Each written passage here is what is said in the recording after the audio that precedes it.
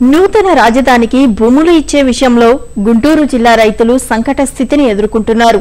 ఓవైపు ఆంధ్రప్రదేశ్ పునర్నిర్మాణ ప్రక్రియకు తమ వంతు భూములు ఇచ్చి సహకరించాల్సిన పరిస్థితి, మరోవైపు కరువు కాలంలోనూ 3 పంటలతో బతుకుల్ని పండించే భూములతో విడదీయలేని అనుబంధం, ఉపాధినిచ్చే పొలాల్ని అప్పగిస్తే కుటుంబ పోషణ ఎలా అని మదన పడుతున్నారు.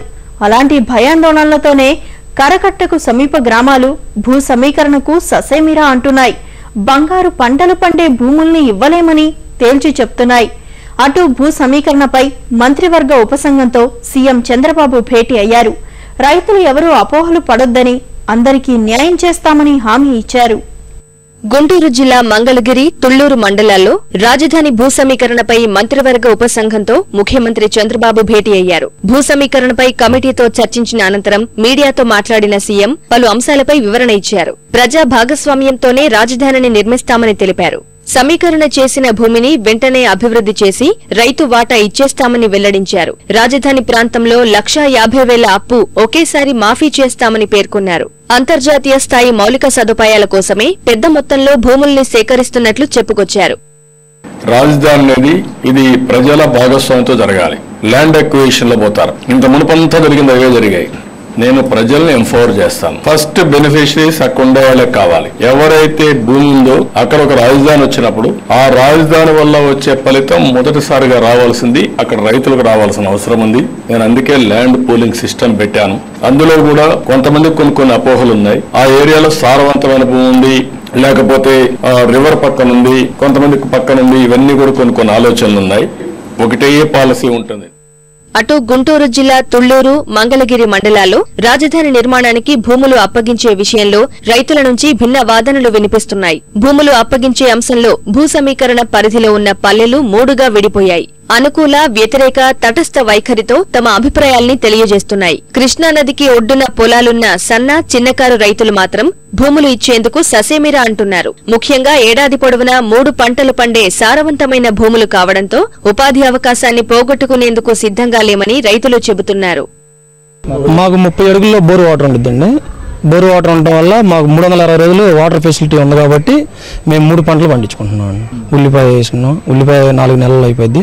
మొక్కజొన్న 4 నెలలు పట్టింది. తొలకర మొక్కజొన్న 3 నెలల్లోనే అయిపోద్ది అండి. సో ఇందువల్ల ఏంటంటే మాకు ఎకరానికి వచ్చేపాటికి 1,50,000 దాకా ఆదాయం ఉంది. నష్టపరిహారం ఇచ్చినా కానీ ఉపయోగం సార్. మేము వ్యవసాయమే బతుకుతాం కాబట్టి మాకు వ్యవసాయ జీవనాధారం కాబట్టి మరి ఈ రాజధాని భూములు కోల్పోతే మాకు చాలా ఇబ్బందిగా ఉంది. మేము ఏదో 1 ఎకరం 2 ఎకరాలు సాగు చేసుకుంటా అనేక రకాల కూరగాయలు పండించుకుంటా విజయవాడ తరలించుకుంటా ఉంటామండి. అలాంటి 2 ఎకరాలు 3 ఎకరాల భూమి తీసుకుంటే మేమేం చేసుకోవాలండి? తుళ్లూరు మండలంలోని వెంకటపాలెం, మందడం, మల్కాపురం, వెలగపూడి, లింగాయపాలెం, ఉద్దంరాయునిపాలెం, రాయపూడి, అబ్బిరాజుపాలెం, బోరుపాలెం గ్రామాల్లో జరీబు భూములే అధికం. ఇక్కడ పుష్కలంగా నీటి లభ్యత ఉన్నందున పంటలకు కొదవలేదు. పసుపు, అరటి, కంద, కూరగాయలు ఇలా అన్ని రకాల పంటలు సాగవుతున్నాయి. ఈ పంటలపై వచ్చే ఆదాయం కూడా అధికంగా ఉండటంతో భూముల్ని వదులుకునేందుకు రైతులు విముఖత చూపుతున్నారు. బోరు, డ్రిప్ సౌకర్యాలతో సాగు చేసుకుంటున్న కర్షకులు ఎన్ని కోట్లు ఇచ్చినా పొలాలు వదిలి వేరే ప్రాంతానికి వెళ్లమంటున్నారు. ఈ విలేజ్ వచ్చేసి మేజర్గా ఒక 11 ఎకరాల దాకా ఉందండి వెంకటపాలెంలో. దానిలో మేజర్గా వచ్చేసి 750 ఎకరాల దాకా బనానా అరటి పండిస్తున్నారు. అదేవిధంగా ఉల్లి పండిస్తున్నారు.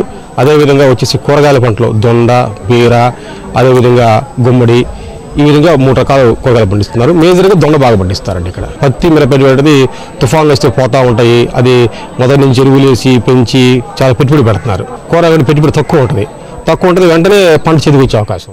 డ్రిప్ టెక్నాలజీని మేము 1985లోనే మా గ్రామంలోనే ఇంప్లిమెంట్ చేయడం జరిగిందండి. అన్ని రకాల కూరగాయల పంటలు పండుతూ ఉంటాయి. మా గ్రామం నుంచి తెలంగాణ రాష్ట్రంలోనే చాలా నగరాలకు అరటి ఎగుమతి చేయబడుతుందండి. ల్యాండ్ పూలింగ్ అనేది మా విలేజ్ లో మాత్రం ఇబ్బందికరమైన పరిస్థితి అండి. మినిమం 10 అడుగులు 20 అడుగుల లోతులో నీళ్లు ఉన్నాయి ఈ ఊళ్ళో. అటువంటిది ఇట్లా భూములు తీసుకుంటాం అనేది అది కరెక్ట్ కాదు. ఎటువంటి పరిస్థితుల్లో సిద్ధంగా లేవు, అమ్మటానికి లేవు, ఇవ్వటానికి లేవు. సిద్ధంగా ఇస్తామంటున్నారు. పరిమిలో పెద్ద పరిమిలో 6,000 ఎకరాలు ఇస్తామంటున్నారు. అటు తీసుకోండి, అటు డెవలప్ చేయండి. మేము ఆల్రెడీ డెవలప్ అయ్యి ఉన్నాం. తుళ్లూరు మండలంలోని వెంకటపాలెం రైతులు భూ సమీకరణపై తమ అసంతృప్తిని వ్యక్తం చేస్తున్నారు. భూములు సమీకరించిన తర్వాత అనుకూల ప్రదేశంలో భూములు ఇస్తారన్న నమ్మకమేమిటని అనుమానం వ్యక్తం చేస్తున్నారు. ఎటువంటి పరిస్థితుల్లో కూడా ఒక పంట 2 పంటలు వచ్చినా కూడా రాజధానికి ఒక గజం భూమి ఇవ్వటానికి కూడా ఈ ఊళ్ళో ఒక్క రైతు కూడా 100కి 100% కూడా అనుకూలంగా లేరు. మెయిన్ కారణం ఏంటంటే ఆల్రెడీ 15 సంవత్సరాల క్రితం రాజధాని హైదరాబాద్లో ఉండగానే రాష్ట్రం ఉమ్మడిగా ఉండగానే డెవలప్ అయి ఉన్నాం.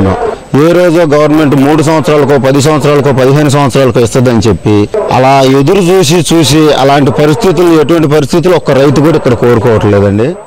ఒకప్పుడు ఎకరం 70 లక్షల వరకు పలికిన భూములకు నేడు రెక్కలు వచ్చి ₹1 కోటి పైగా పలుకుతుండటంతో దొండపాడు, తుళ్లూరు, నీలపాడు, శాఖమూరు, ఐనవోలు గ్రామాల రైతులు ముందుకు వస్తున్నారు. అదే సమయంలో తరతరాలుగా ముక్కారు పంటలతో నిశ్చింత జీవనం గడుపుతున్న తమకు కష్టం కలిగించవద్దని కరకట్ట రైతులు సర్కారును వేడుకుంటున్నారు.